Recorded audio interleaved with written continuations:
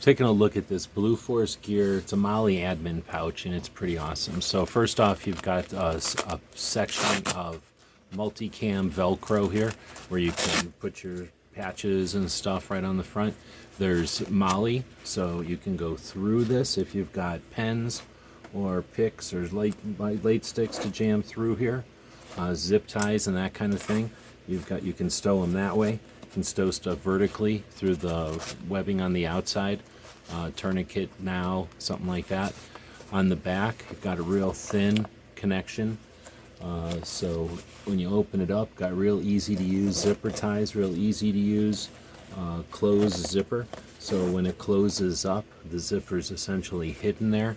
It's all well made, of course, in the USA.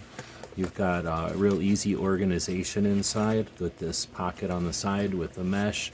You've got some elastic, sort of like one of their other pouches, and lots of room in the middle.